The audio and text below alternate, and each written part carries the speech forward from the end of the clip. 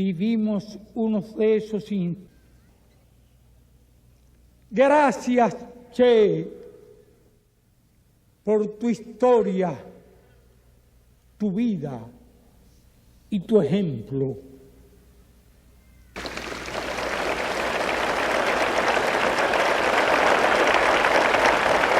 Fidel Castro August 13, 1926ஆம் ஆண்டு பிறந்தவர். கியூபாவைச் சேர்ந்த பொது உடைமை புரட்சியாளரும் பொது உடைமை அரசியல்வாதியும் ஆவார் இவர்.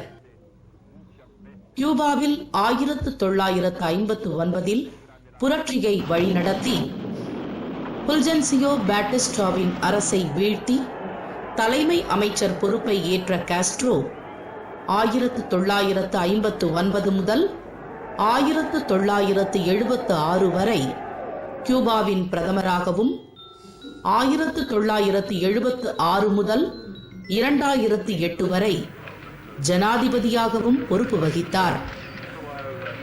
கியூபாவின் பொது உடைமை கட்சியின் முதல் செயலாளராக 1965இல் பதவியேற்ற இவர் கியூபாவை ஒற்றை கட்சி சமூக உடைமை குடியரசாக்கினார். 49 ஆண்டுகள் கியூபாவை ஆண்ட காஸ்ட்ரோ பிப்ரவரி 24, 2008 அன்று பதவியில் இருந்து விலகினார். உலகத்தில் நீண்ட காலத்துக்கு தலைமை பொறுப்பில் இருந்த தலைவர் காஸ்ட்ரோ மட்டுமே. சர்வதேச அளவில் காஸ்ட்ரோ 1979இல் இருந்து 1983 வரை மற்றும் 2006 முதல் 2008 வரை அணிசேரா இயக்கத்தின் பொதுச் செயலாளராக இருந்துள்ளார்.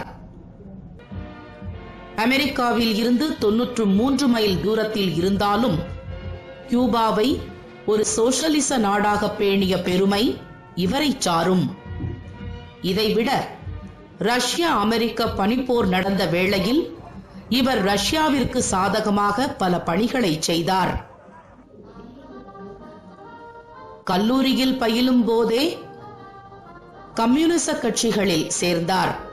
போராட்டங்களும் செய்தார். பேச்சு திறமையால் ஃபிடல் மக்களை கவர்ந்தார். 1952இல் அமெரிக்காவின் கைப்பாவையான பாடிஸ்டா கியூபாவின் ஆட்சியை கைப்பற்றினார். அப்போது குற்றம் சாட்டுகிறேன் என்னும் பத்திரிகையை துவங்கிய காஸ்ட்ரோ பாடிஸ்டா அரசின் தில்லுமுல்லுகளை அம்பலப்படுத்தவும் புரட்சிக்கு மக்களை அணி திரட்டவும் செய்து கொண்டிருந்தார். காஸ்ட்ரோவின் ஆட்சியின் கீழ் கியூபா வந்ததும் அமெரிக்கா அவரை தன்வசம் இழுக்க முயற்சித்தது. ஆனால் அதற்கு காஸ்ட்ரோ மறுத்து கியூப வளங்கள் கியூப மக்களுக்கே சொந்தம் என்று கூறிவிட்டார். அதனால் அமெரிக்கா கியூபா மீது பொருளாதார தடையை விதித்தாலும் காஸ்ட்ரோ அதனை சமாளித்தார். அமெரிக்கா தனது CIA அமைப்பின் மூலம் காஸ்ட்ரோவை 638 முறை கொல்ல திட்டம் தீட்டியும் அதன் முயற்சிகள் பலிக்கவில்லை. கியூபாவில் அனைவருக்கும் இலவச கல்வியை காஸ்ட்ரோ அறிமுகப்படுத்தினார். 1995ஆம் ஆண்டின் யுனெஸ்கோ ஆய்வின்படி கியூபாவில் படிப்பறிவு சதவிகிதம் 96 ஆகும். மேலும் கியூபாவின் தொழில்நுட்பத் துறையில் பணிபுரிபவர்களில் 60% பெண்கள் ஆவர். மருத்துவத் துறையிலும் கியூபர்கள் சிறந்து விளங்கினர். கியூபா புரட்சிக்கு வித்திட்ட ஃபிடல் காஸ்ட்ரோ நவம்பர் 25ஆம் தேதி வெள்ளிக்கிழமையன்று மறைந்து விடிவெள்ளியாக மலர்ந்தார். கியூபாவில் 9 நாள் துக்கத்திற்கு பிறகு டிசம்பர் 4ஆம் தேதி புரட்சியாளர் ஃபிடல் காஸ்ட்ரோவின் உடல் புதைக்கப்படுகிறது.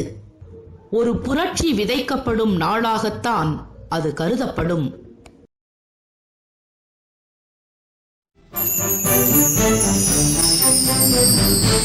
Thank you.